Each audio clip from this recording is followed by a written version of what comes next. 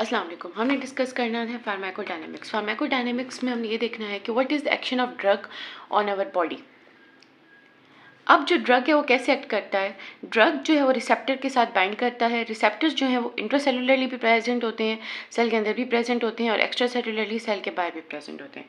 तो drug receptor complex जो है वो चेंजेस लाता है बॉडी के अंदर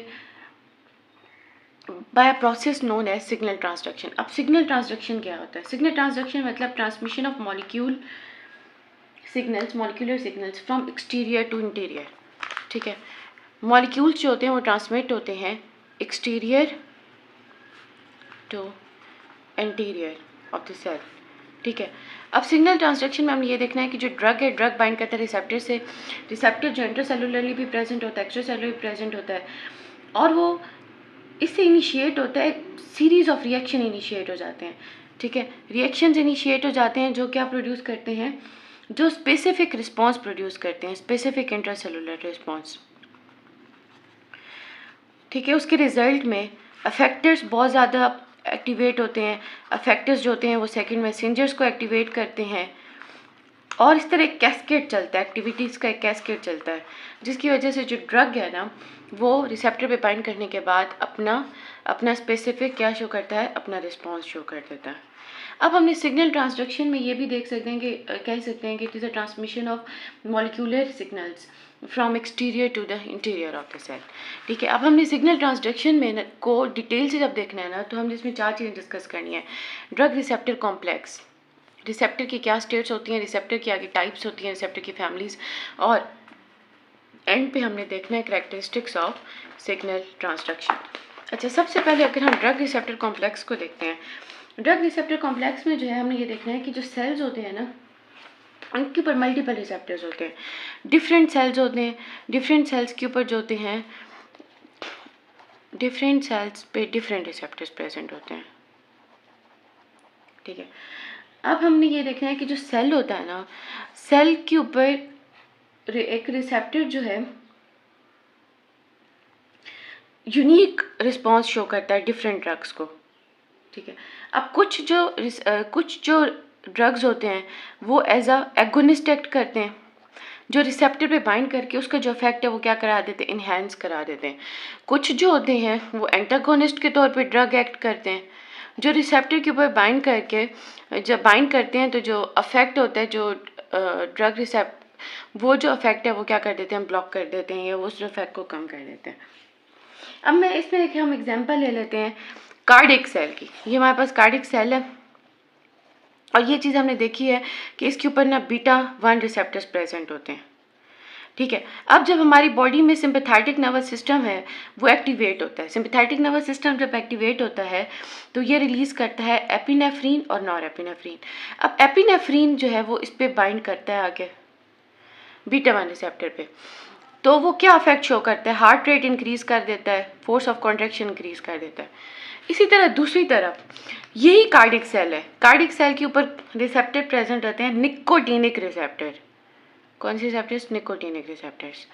तो हमारा पैरासिम्पैथेटिक नर्वस सिस्टम इसके जो ऑपोजिट है, एक्टिवेट होता है और क्या रिलीज करता है, एसिटाइलकोलिन। अब एसिटाइलकोलिन अपने स्पेसिफिक देखें, एसिटाइलकोलिन निकोटीनिक रिसेप्टर पे बाइंड कर रहा है, और एपिनेफ्रीन और नॉन एपिनेफ्रीन ने क्या बाइंड किया है, β1 रिसेप्टर पर बाइंड किया। अच्छा, एसिटाइलकोलिन बाइंड करेगा और अपोजिट इफेक्ट शो करेगा, हार्ट रेट कम कर देगा, फोर्स ऑफ कॉन्ट्रैक्शन कम कर देगा।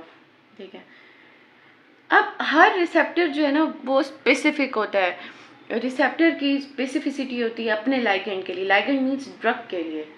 ठीक है, सारे के सारे जो ड्रग्स हैं वो अफेक्ट जो है, मतलब सारे के सारे ड्रग्स जो है रिसेप्टर्स के साथ जो है इंटरेक्ट करके इफेक्ट नहीं भी शो करते। हमारे पास एक एग्जांपल होता है एंटासिड्स की। जब हम एंटासिड लेते हैं ना तो ये बेस होती है, ये हमारे स्टमक में जाते हैं। हमारे स्टमक में जब एसिडिटी बढ़ जाती है तो हम एंटासिड लेते हैं। पेशेंट्स को ज़्यादातर एंटासिड जो है प्रिस्क्राइब करते हैं, वो एंटासिड लेता है तो इसका बेसिक इफेक्ट होता है, एसिड और बेस मिलता है तो ओवरऑल फैक्टर क्या न्यूट्रलाइज हो जाता है। तो सारे के सारे जो ड्रग्स होते हैं वो सिर्फ रिसेप्टर के साथ इंटरेक्ट होकर ही अफेक्ट शो नहीं करते हुए, बस उसकी एक छोटी सी एग्जांपल। फिर हमने ना एक रिसेप्टर स्टेट्स देखनी है। कि रिसेप्टर किस किस स्टेट में प्रेजेंट होते हैं। अब मैं बताऊँ कि रिसेप्टर जो होते हैं ना वो 2 स्टेट्स में एक्ट करते हैं, ठीक है। रिसेप्टर 2 स्टेट्स में प्रेजेंट होंगे हमारे पास, एक एक्टिव स्टेट होती है और एक इनएक्टिव स्टेट होती है, ठीक है।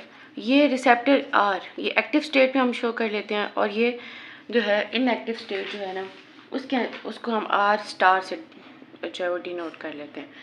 अच्छा, और ये जो है ना वो रिवर्सिबल इक्विलिब्रियम में एक्ट करते हैं, ये एक्टिव हो गई, ये इनएक्टिव स्टेट हो गई।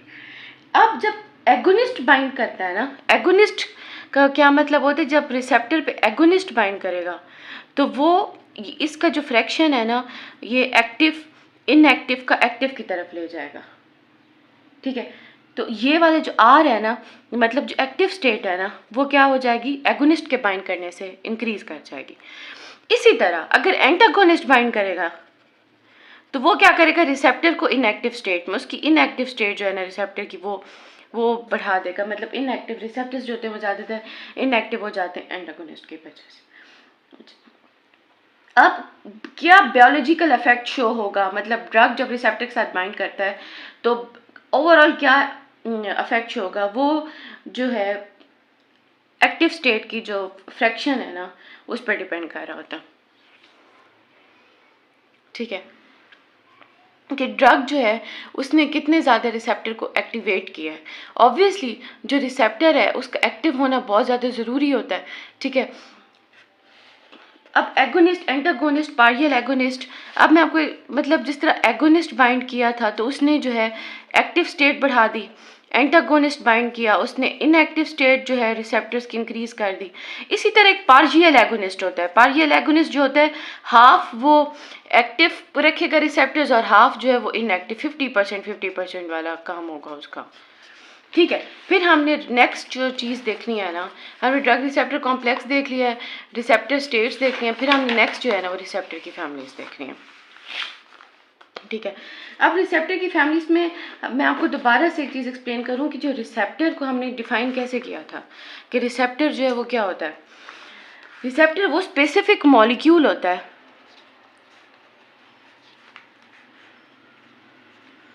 To which drug binds and produces या show or produces a specific response।